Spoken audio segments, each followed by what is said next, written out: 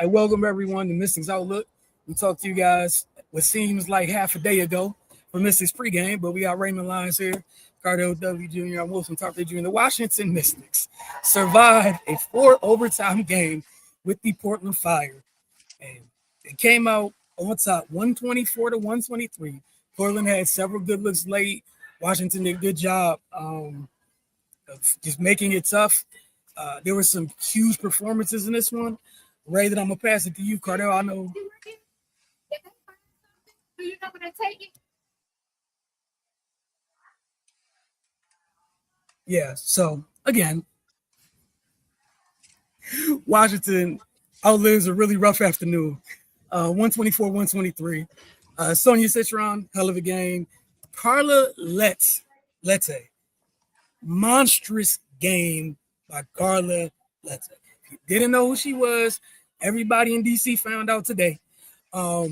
She was on one hell of a game. Sarah Ashley Barker, folks in this area should be familiar. She's the one that went off, I think, playing for Arkansas against Maryland like 2 years ago. Went nuts, and that was like an overtime game. So she's comfortable in the area. But credit to Washington. Ray, we'll start with you. Your thoughts on them surviving this game, man? That's exactly what they did. Survive, man. That was just a war of attrition. They actually started the game off on a heater. They jumped out to an early lead, but things started to settle when Portland clawed their way back into it, and it was just a seesaw battle ever since. Portland would kind of jump out, get some momentum, then the Mystics would claw their way back. During the latter stages of the game in regulation, when the Mystics needed stops, I like the way they kind of buckled down defensively, but they couldn't make free throws. We would have been having this show a long time ago if they handled business at the line. But nevertheless, it's good to see a young team kind of overcome that and still keep their head and still continue to compete because that's, to be perfectly honest, especially after that miraculous shot at the end of regulation, I expect them to come out kind of deflated in overtime. But they kept their head about them. They fought through it. The usual suspects were up to their up to what they normally do. Kiki 27 and 11. Sonya had a big game, 32 points, 9 for 20 from the field. Got to the line a lot, 13 and 14. And that's another thing. They continue to be aggressive throughout the night. They got 20 more free throws than Portland. And that's no surprise. They lead the league in free throw attempts. And it's good to see that they're continuing to play to their strengths because, it's good to have something you can lean on when you're a team just trying to figure yourself out. So glad to continue to see them, play through their bigs, be aggressive, and attack teams in the paint. Shot decent from three, 34%. Wasn't great, not terrible, but yeah, man, they did enough to win.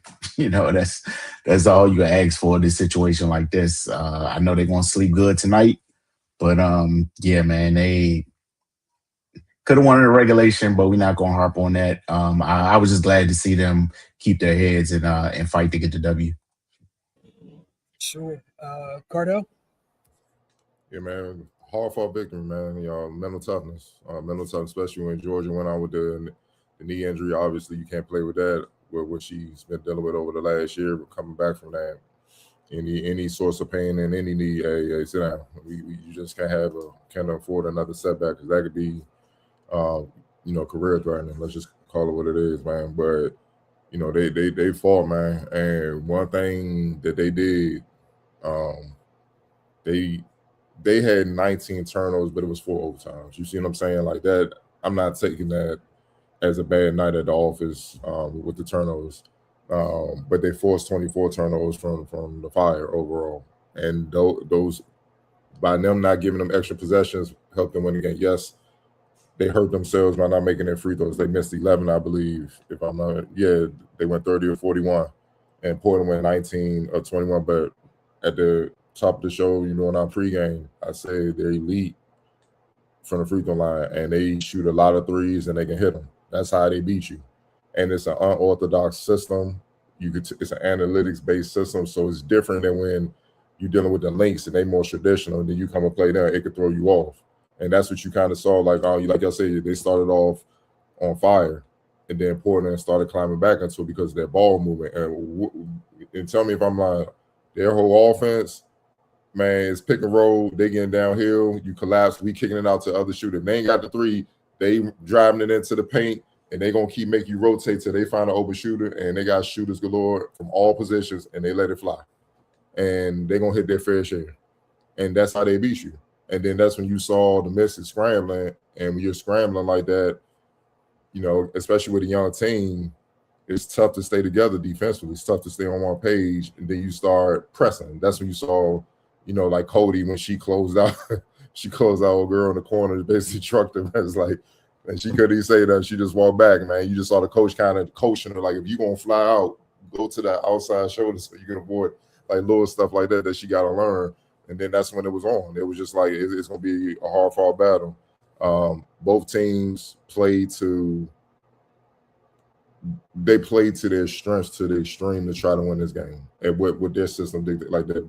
The other thing I was saying pregame, the Mystics players that we know they have to count on to produce, they all pretty much showed up. Shakira may not have had the best scoring game, but defensively and rebounding, she showed up. Anya Ware bounced back, looked like she did in the first, 12 or 13 games. Sonya and Kiki, I mean, let's call it what it is. They the dynamic duo of the franchise. Everything revolves around them right now. So they all showed up and did their thing. But one thing, the reason why the Mystics, they won this game was that they didn't beat themselves too much. Outside the free throw shooting, they didn't beat themselves.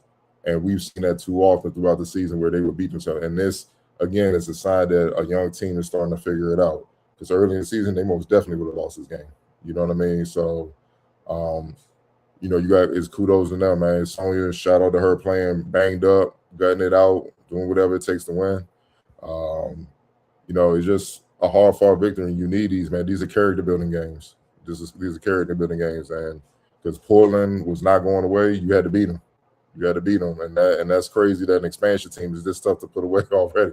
But it's hard to win, man. It's hard to win, and you saw that in this game, man. So, look, the Mystics still got things they got to work on, but a win is a win. It don't matter if it's by 100 or 1. It's just a win in the win column, man. They need to win. They need to get back on track. So, man, definitely great game. And then, Alicia Flores, got to give her credit for stepping in when Georgia went down. That one turnover in the paint, I was like, geez, that one turnover. But that was a bad one. That was a microcosm of what beats the Mystics. But she played tough defense, got timeless steals, found open shooters when they needed to be found, made an extra pass. She set the table well in those overtimes, man. And she's a big reason why they didn't do what they normally would do, just turn the ball over at will and give Portland extra chances to beat them. And she steadied them, and that's why they were able to win, man. So all in all, team effort. The best stepped up. The youngest chipped in as they could, and hard-fought win, man. Kudos to them, man. They enjoy the day off tomorrow because I know they're gonna get one. They need one after this. Again, longest game in WNBA history, which they were so happy to announce a couple minutes after it ended. But yeah, Carter, I think that's one of the biggest things. How many times we got on here like the last month talk about, those boxes that they don't check, that they compound them. Whereas like you can avoid one, but they make sure that it's 2.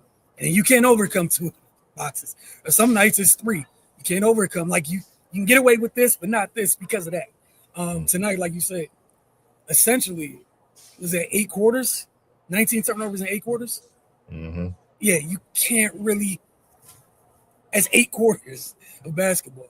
And like you said about Flores, I thought she was huge. It felt like every time she did make a mistake, she literally popped up with a steal or drew a charge, did something to kind of negate it. So yeah, I'm with you with how big her play was. It sucked to see Georgia go down. She was in the back for a little while. When she came back out, She had ice on her knee for a little bit. Then they took the ice off. But you know, she was moving around okay. We'll see how long it takes. But like you said, I personally think it might be one of the things where it moved funny. You got scared, and like you said, you're not playing with that. Some feel weird. You can't play with it. I'm hoping it's just precautionary. We'll see over time. But that's what it seemed. Again, could have missed something because it seemed like it happened, and then she kept playing for a little bit. Then she stopped and she subbed out. So we'll see what it looks like. But just character win is perfect for it. They fought with everything in this one, and yet again we're seeing like over like the last 3 weeks, they're learning how to be poised in late game situations, man. Like they truly are. Even some of the things that didn't work, because obviously you went to 4 overtimes and some of the looks. I may not have liked all of the looks, but they got decent looks. And we saw, like you were talking about, the two they were playing to, it looked like they clearly understand where they're going come that time. Because late in every one of those situations, it was Kiki Sonya.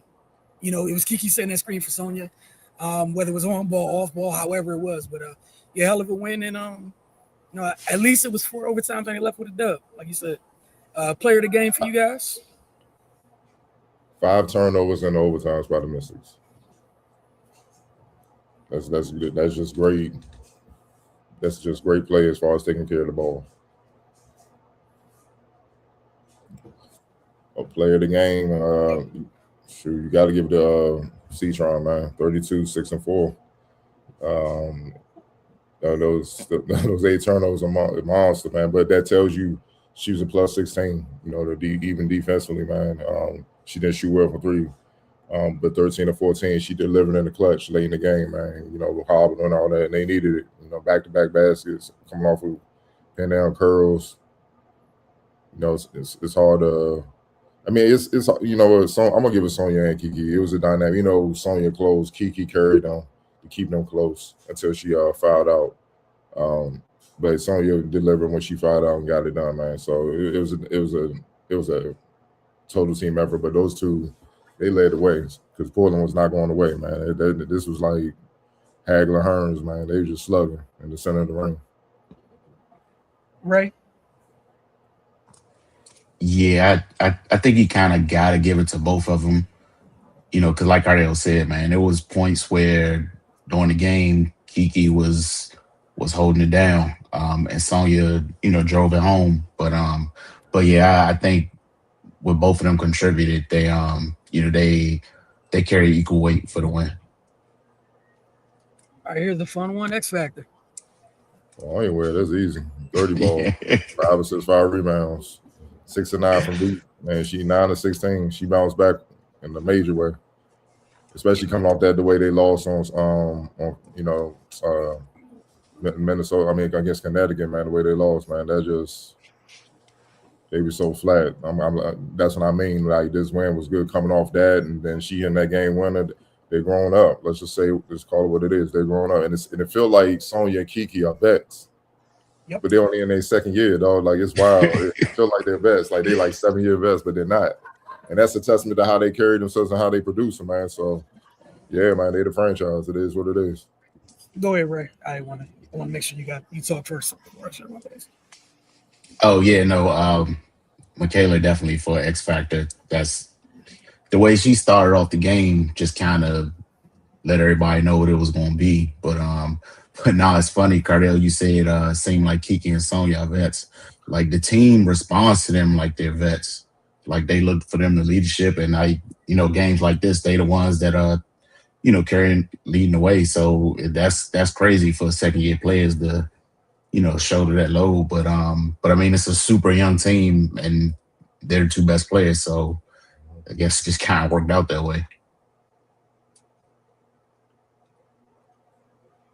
Yeah, I'm with you guys. And the crazy part, the type of night Michaela had, we maybe player of the game looks different if they win in regulation. Like she got off to a hell of a start in this one. Honestly, like that's how long this game lasted. Was the 3 of them had portions of this game where they legitimately could have been player of the game. Because had it ended in regulation, Michaela had a hell of a case. Almost every big shot, it felt like she was like those threes that she hit. They came in huge moments especially down the stretch.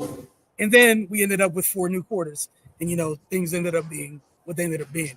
And like, yeah, I'm with you guys. And it was crazy just watching it happen. It was just like, okay, whatever happens in this next action, in this situation, I know the 2 people that are damn sure going to be involved in this action is 22 and 44.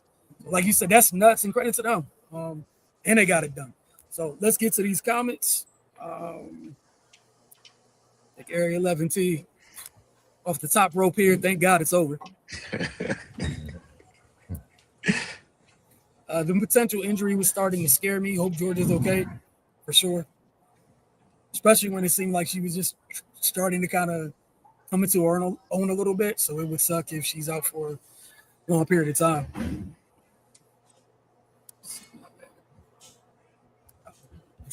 He said he honestly didn't know where to go with this. Yeah, it was 8 quarters worth, man. It was a lot. It's a lot for sure. To Cardell's point, he said, nah, no BS, sleeping until Tuesday. Yeah, man, let them rest, man.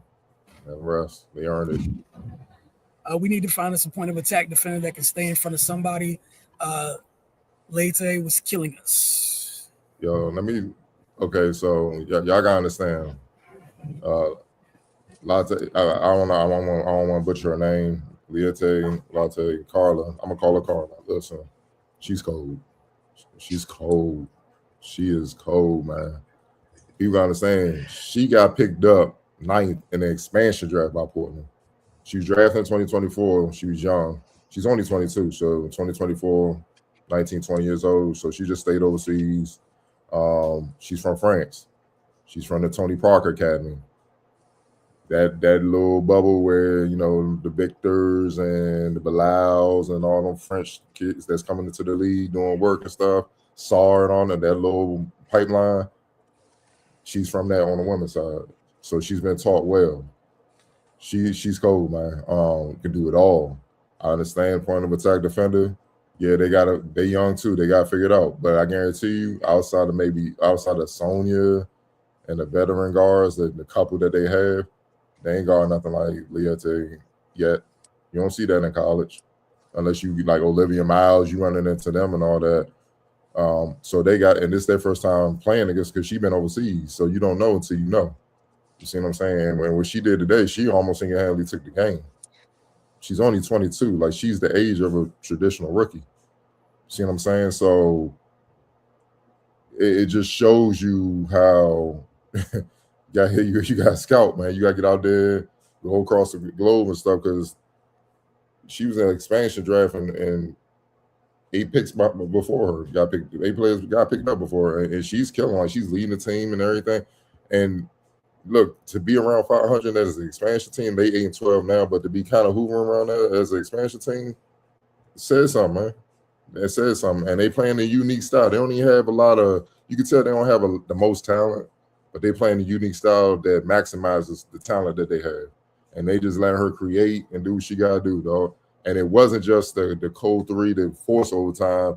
It was having the guts to, man, Sonya late, Shakira, y'all acting like y'all late. Let me pull up in the other overtime to tie it up, and then they went to like, she's cold, man. She does it all, man. So she's super quick, she's decisive, she's tough. She can handle. Some people just a hard guard, man, and she's one of them. You know what I mean? So I get it, but sometimes you gotta understand who you're dealing with. You know what I'm saying? She's just young, but it won't shock me if a year or two down the line, a couple years, we saying, yeah, she one of the ones. She one of the top point guards in the league. So you can kind of see it, because clearly if they shut her down, it would have messed up Portland altogether, but they couldn't do it. And she's just a rookie. So if you can't stop her as a rookie, what's going to happen when she gets some more seasoning and really figure out the league? It is what it is. Yeah, no, she's just tough. Like, that's a whole killer right there. Yeah, Bridget Carlton was looking for room. Like, and that's the other thing. Like, you talk about the way to play. It's so much pressure on her because nobody else on that team can really create off the bounce outside of like Sir Ashley Barker, and it's not to the level of Letta. Like, she had them switching. Like, they switch, she killed the switch. They hedge, she murdered the hedge. While they was figuring out the moment, that little moment of indecisiveness between the hedge, I'm gonna dot your eye. like Cardell said, that is a killer. Like, I'm not saying their games are similar, but you remember a couple years back how like it seemed like Veronica Burton came out of nowhere again, expansion draft. Like sometimes things slip through the crack, and it lines up somewhere else. Veronica Burton, like you can't say anything bad about her. Now, a couple years later, but you looking at that team now, like how the hell do you let that go in the expansion draft? Here's Carla. Like you talked about where they are, Cardell. Think about what they know they have for like the next few years locked in at the one. And the crazy part is like one of the things she hit, I think it was a nasty. She hit carry without on a wing, like elbow. You know what I'm talking about? Shoulder, yeah. She was working on it in pregame. She pulled the thing out. I'm sitting here like, oh, she just evil. And then you talked about, I didn't even think. I'm just lost. You talked about the Tony Parker thing. The array of floaters around the basket and the way that she got that ball over good defense. Like it wasn't like it was horrible defense. She just made it look like it wasn't there. A lot of that was contested. She was finding creative ways to get the runners up. Go ahead. Just like it's levels with players, there's levels with coaching, there's level with general managing, there's level with scouting, it's level with talent evaluation. She leads the team in points. After this game, she'll be leading it in assists. She was like 0.2 behind the team leading that. She about to be leading in that. She only averages 3 turnovers a game, but she got to get her field goal percentage of it. That's like a bucket off from being like 50%. 43, but she shoots 39% from deep and 87% from the free throw line. You see what I'm saying? As a rookie, and hey man, that's she was taught well. She was taught well. So you give her some pieces, problems. Legit problems. They get like a capable big. And shout out to Megan Gustafson because remember covering her in the Big Ten. She has totally changed her game to survive at this level. So all the credit in the world to her because she wouldn't have been able to do this like when she came out of college. You're right. Totally different player because she was at Iowa. And she was built more like Dolson coming out of Iowa. Mm-hmm. Totally different game. And she spent some time with Washington and whatnot. Exactly. That's what I was about to get to. She got cut. She spent some time here, and her ability tonight, she hit a couple. I think she hit like 3 threes. All 3 of them were kind of back-breaking threes for Washington when they got leads, and someone took their time to get to the corner. You helped down on the drive, and she made them pay every time. So just credit to her, man, for the development. Bro, she averages 11, and she's shooting 54, 39, 82 splits as a center. That's why they hard to guard. Did not shoot outside the paint in college. That's what I'm saying. So she adapted to what you need to thrive in the league and all that, but that's what makes them unorthodox as a deep when you're trying to defend them. As a big, you're taught to run basket to basket. You might wait for them at the top of the key, like if they can shoot threes. Nah, she's setting off-ball screens, curling, running around like a guard and stuff, and then you see another guard coming downhill. You're like, oh, as a big, instinctively, let me stop this guard from getting to the paint. Now they kicking it out. It's like, what the? And now, and it's like, that's who stops her? What the? And now she hitting it. Yep. Like, and that just adds a wrinkle. And it just adds a wrinkle. It's like, yo, you got to adapt on the fly. That's why I give the Mystics so much credit for this win, because they had to adapt on the fly to different things, offensively and defensively. And it's not easy, man. And that's how you know they growing up. Because let's say if they would have played Portland like Game 5, Portland would have got them up out of there because they wouldn't have been ready for this type of execution on that end. Even though they don't have the most talent, like you could tell just glaring talent, they play well together and they execute. I mean, I gotta give the coach and that staff credit, man. Like, they look, man, they got something building already. You see what I'm saying? Alex Sharama, Bonja Cernovec, the GM. Obviously, you got international connection. Hey, man, they got something building with that program. All right, up next, Air 11T said, last time I called out a struggling player, she dropped 30 next game, so we need to have a talk about Kara.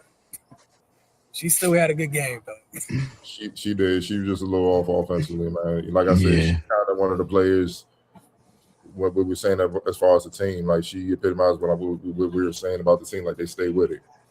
You know, too often a lot of players, when they're not making shots, it kind of impacts them in other aspects of the game. But nah, she she figured out other ways to contribute, and it paid off. They needed it too. They needed those blocks and rebounds because without them, you know what I mean?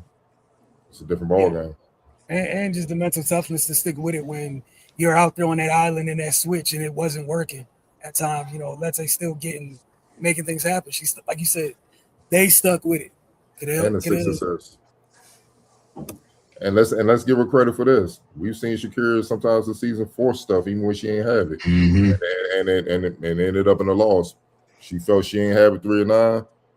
She ain't looked for a shot. She gave it to anywhere. She gave it to Kiki. She gave it to Sonya. Like she played the right way. And then she said, "I'm just do the dirty work." And 13 rebounds, 6 assists, 4 blocks.